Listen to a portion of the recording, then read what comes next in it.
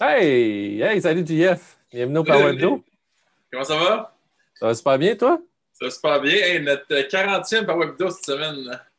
Oh, 40! Wow, fantastique. Fait que cette semaine, on parle de comment les gestionnaires peuvent se préparer à un retour à la normale. On est un peu tard dans le process, mais si vous n'êtes pas encore commencé à réfléchir à vous préparer, il est très tard, mais on va avoir plusieurs appels intéressants. Fait qu'on s'est dit qu'on aurait une conversation là-dessus cette semaine. On va avoir trois sujets. On va parler en fait de l'aspect consommateur. Donc, comment on Exact. perçoit comment les consommateurs vont se comporter. On va parler aussi de Les clients, comment les clients vont se comporter et comment les employés. les employés vont se comporter. Donc, c'est ça. Donc, on parle ça, JF.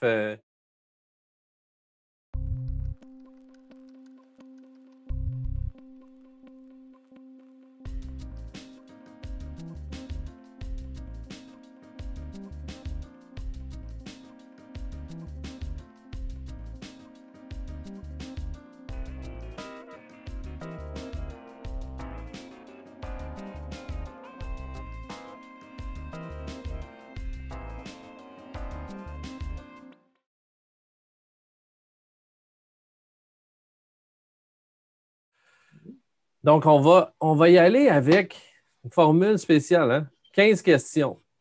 Ouais. On s'est posé 5 questions sur chacun des sujets. On a des réponses, en fait. On a quelques réponses, mais on va juste donner des aperçus de réponses. Si vous voulez avoir la liste des questions, vous pouvez nous la demander en faisant un commentaire sur notre site où vous allez pouvoir venir demander notre liste de questions. On va vous l'envoyer, puis on va vous envoyer aussi des références. Exact.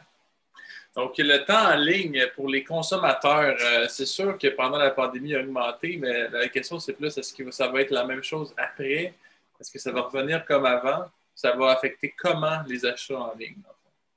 Exact. Qu'est-ce que Combien ça de va temps? regarder? Combien de temps les gens passaient avant la pandémie, pendant la pandémie, après la pandémie? On a déjà un élément de réponse, puis on aura une référence pour les gens qui nous la demandent. Aux États-Unis, le temps en ligne durant la pandémie a augmenté de 215 Donc, et- 215, c'est donc, pas deux mal. fois plus de temps passé en ligne. Donc, qu'est-ce qui va se passer après la pandémie avec ce temps-là? C'est Une vrai? question. Deuxième question, qu'est-ce que c'est? L'expérience en magasin. Donc, ça, on avait une conversation là-dessus. Donc, l'idée, c'est comment l'expérience en magasin devrait changer pour récupérer les consommateurs Oui. dans un contexte de retour en magasin. Donc, C'est qu'est-ce ça. que vous avez fait comme organisation pour changer l'expérience et attirer les... Ça peut être en magasin, ça peut être dans les restaurants. Donc, comment on ramène les gens? Il y a des choses qui vont se faire plus facilement que d'autres, là, mais ça vient un peu rejoindre avec le point suivant, c'est à quoi s'attendent les consommateurs pour planifier les achats. Ça, c'est un bon exemple. Là. Des fois, moi, avant, j'allais en magasin puis je regardais pas vraiment si c'était disponible en magasin. Maintenant, avant de me déplacer n'importe où, je regarde s'ils l'ont en stock. Et des fois, c'est frustrant parce qu'on n'a même pas d'informations. Moi, je pense que ça va avoir un impact assez important. Donc, est-ce que vous êtes prêts à ce Tout changement? à fait, tout à fait. Les gens, leurs habitudes ont changé, certainement. Là, comme tu dis, Euh, on fait des recherches en ligne avant d'aller en magasin. Est-ce que vous vous êtes adapté et comment ça va changer après? Pensez-vous que ça va vraiment, les gens vont se détacher de cette habitude-là? Hmm. On peut présumer que non. Prochaine question. Ils s'attendent à quoi s'attendent les gens, ouais, en fait.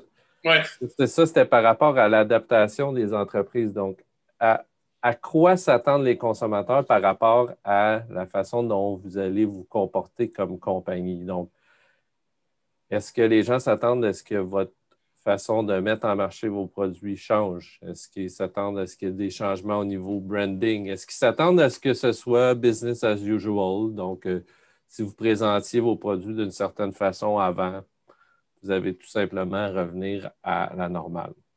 Donc, il faut se exact. poser cette question-là par rapport aux attentes des consommateurs.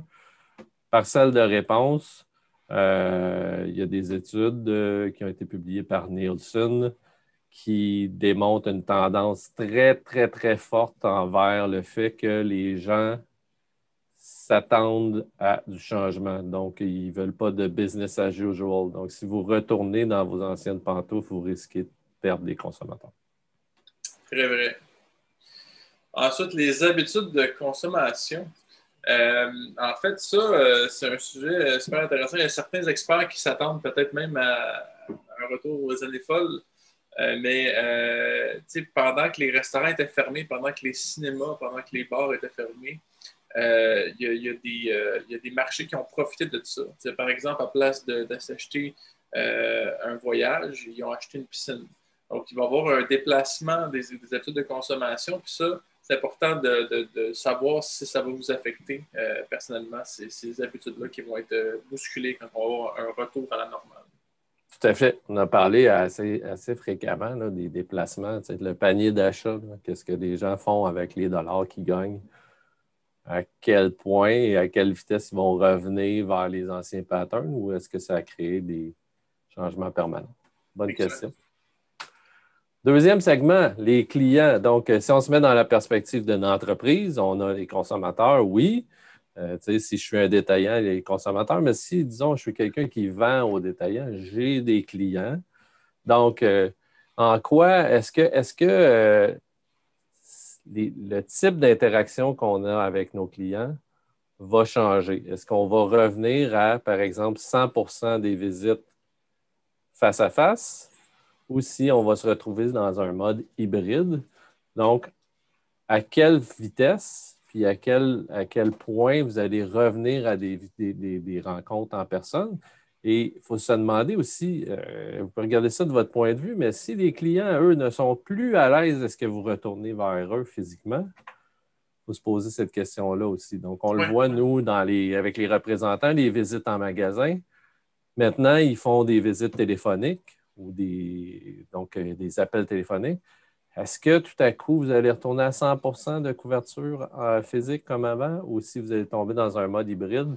Il faut commencer à mesurer ça parce que ça va changer votre façon de fonctionner. Puis il y a tout l'aspect aussi des coûts, là, de payer un déplacement en magasin versus faire un appel qui va peut-être être un peu moins efficace, mais qui va peut-être en bout de ligne rapporter plus. C'est exact.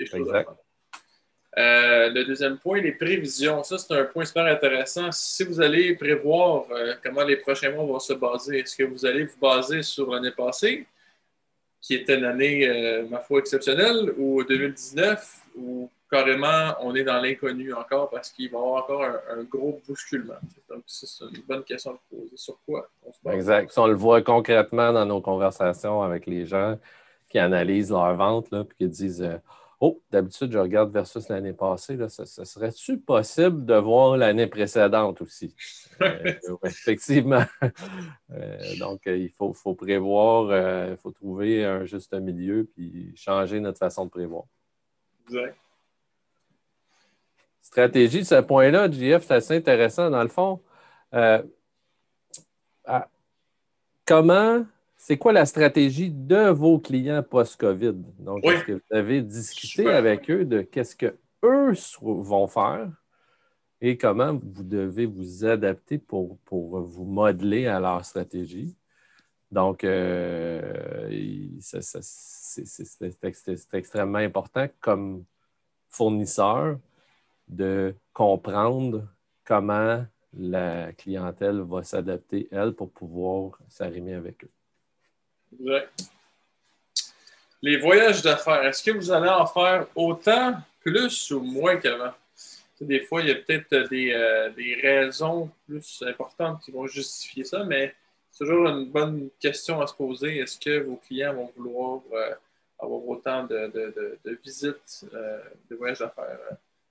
Exact. On a vu des conférences complètes qui ont eu lieu à distance, là. Évidemment, quand on va revenir vers la normale, peut-être que ces conférences-là se feront sur place, mais dans le cas de rendez-vous, dans certains cas où les gens se déplaçaient pour un rendez-vous une journée de rendez-vous, je vais à Toronto pour faire 2 meetings.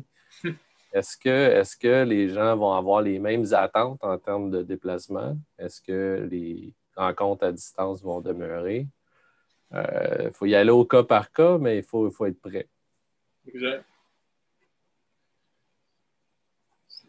Les commissions, ça, c'est comme on dit chez nous, aller faire des commissions. En anglais, on dit des spiffs. Ah, tu dis quoi? Des spiffs aussi. Ouais, non, ça, c'est des spiffs. Ouais. Nous autres, on appelle des. On dit, c'est une vieille expression. Je vais aller faire les commissions. Des commissions. Fait que, dans le fond, la question, c'est est-ce que votre système de commission, c'est-à-dire la façon dont vous rémunérez votre équipe de vente, va changer? Tu nous as parlé tantôt aussi du coût des ventes. Donc, par exemple, si on a réfléchi comme organisation, puis on dit, OK, maintenant, au lieu de faire 100 de visites en magasin, on fait juste 60 de visites en magasin. L'autre 40 on le couvre avec des appels. Est-ce qu'une vente à distance a la même valeur? Est-ce que c'est le même coût? Est-ce que j'ai les mêmes... si j'ai du déplacement, des ventes en ligne, est-ce que c'est la même structure de commission lorsqu'on fait des ventes en ligne? Évidemment que non. Donc, il faut réfléchir à comment on va adapter nos systèmes de bonification, les systèmes de commission, en fonction de cette nouvelle réalité-là. Donc, est-ce que vous avez réfléchi à ça et avez-vous une stratégie précise? Donc, on va sauter dans la section des employés. Ouais, ça, nous autres, on est bons là-dedans. Là. c'est là qu'on se distingue. Ouais. Est-ce que vous avez un plan de déconfinement? Ça, c'est très simple comme question, mais c'est important à penser, à établir, de commencer à le communiquer. Là, c'est le temps. La vaccination progresse bien. Exact. À quelle vitesse les employés vont retourner au bureau? Est-ce qu'ils vont retourner au bureau? Donc, c'est important d'avoir des directives claires à ce niveau-là. Et la productivité. On a une étude, dans le fond, est-ce que la productivité va baisser, augmenter ou rester stable avec le déconfinement? Il y a une étude vraiment intéressante qu'on pourra mettre en référence qui a prouvé que dans plusieurs secteurs, la productivité a augmenté avec le confinement, même de 22 dans la plupart des entreprises. C'est assez significatif. Peut-être que c'est un secteur qui est c'est peut-être du office work, là, beaucoup. C'est sûr qu'on peut pas faire tout. Exact. Donc, on mettra la référence. Mais ce qui est sûr, c'est que s'il y a eu un changement, donc si on retourne les employés au bureau ou si on a un mode hybride, qu'est-ce qui va se passer avec la productivité? L'autre chose qui est intéressante, c'est que sur le long terme, sur le court terme, les gens sont dans plusieurs cas lancés dans le travail. Donc, la productivité a augmenté, mais probablement qu'il y a des heures de travail de plus cachées là-dedans. C'est pour ça que la productivité a augmenté aussi, peut-être. Donc, qu'est-ce qui va se passer à ce niveau-là? Il faut le mesurer. Il faut avoir une conversation claire avec les gens pour savoir qu'est-ce qu'il y en a. Qu'est-ce qui va se passer avec le moral des employés? Des fois, il y a des personnes qui sont plus affectées que d'autres pour avoir des contacts sociaux. On ne se le cachera pas qu'on en a beaucoup moins. Mais c'est quoi l'impact qu'il va avoir sur les employés? Est-ce qu'il y en a qui vont être plus enclins à venir au bureau? Il y en a qui sont peut-être plus refermés, qui vont être moins enclins à... Exact. Puis il y a des gens qui attendent le déconfinement la plupart des gens ont hâte de retourner, comme tu disais, avoir des contacts sociaux. En fonction de la vitesse à laquelle vous allez déconfiner comme organisation, ça peut affecter le moral. Donc, est-ce que vous avez une bonne évaluation du moral de vos employés? Exact. Conserver versus attirer les employés. Ouais, dans le fond, la question, c'était, OK, avez-vous créé des conditions gagnantes et allez-vous créer des conditions gagnantes dans le déconfinement pour conserver vos employés et pour en attirer des nouveaux? Donc, il y en a qui se sont commis là-dessus, là. Google, Oracle, Salesforce, etc. Exact. Il y avait un article très intéressant sur Google qu'on mettra en référence aussi sur Inc.com qui expliquait que Google, eux, utilisent le déconfinement ou en tout cas de façon intelligente pour dire maintenant, nous, l'environnement de travail, les gens pourront travailler à la maison ou au bureau. Mm-hmm. Mais dans les bureaux, tu sais, c'est classique, là, c'est connu. Google ont toujours eu des campus qui attirent les gens par le look puis tout ce qui y a comme facilité à l'intérieur du campus. Mais il y a 3 mots-clés dont ils parlent dans l'article, vous pourrez aller voir.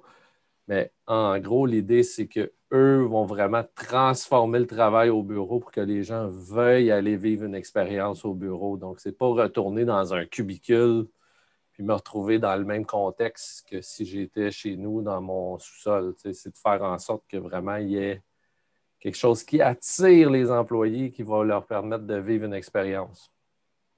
Exact. C'est tellement important. Hein. Exact. Après ça, on avait les rencontres hybrides. Ça, c'est quoi ça, une rencontre hybride? Ça veut dire, imaginez que 50% du staff est au bureau, 50% travaille de la maison. On a tout en tête le petit micro au centre d'une table qu'on entend mal. Est-ce que ça va être facile à gérer des meetings hybrides? Comment que ça va être géré? Ça, c'est toutes des choses à penser, à mettre en place. Moi, je l'ai vécu un peu avant la pandémie. Je faisais déjà du télétravail un peu. Ouais. Puis, des fois, il y avait certains challenges qu'on n'a pas à vivre parce que là, tout le monde est en pandémie, tout le monde est à distance. Ouais. Mais ça va être un enjeu quand même, puis il y a des solutions à réfléchir pour ça. Tout à fait. Exact. Donc, si vous n'êtes pas prêt, c'est des choses qui peuvent être testées. Et aussi, on peut tout simplement se prononcer. Nous, c'est non. Il n'y aura pas de rencontre hybride. Nous, c'est oui, il y en aura. D'un côté comme de l'autre, ça a des impacts auxquels il faut réfléchir. Ah ben là, on a comme moi, j'ai un doublon. J'ai conservé ou attiré. Sinon, non, je pense qu'on a fait le tour. On a-tu dit nos 15 questions, JF? Oui, on a dit nos 15. Okay. Fait que si vous voulez les avoir, les 15 questions, on monte un document. Vous pouvez nous le demander sur le site web.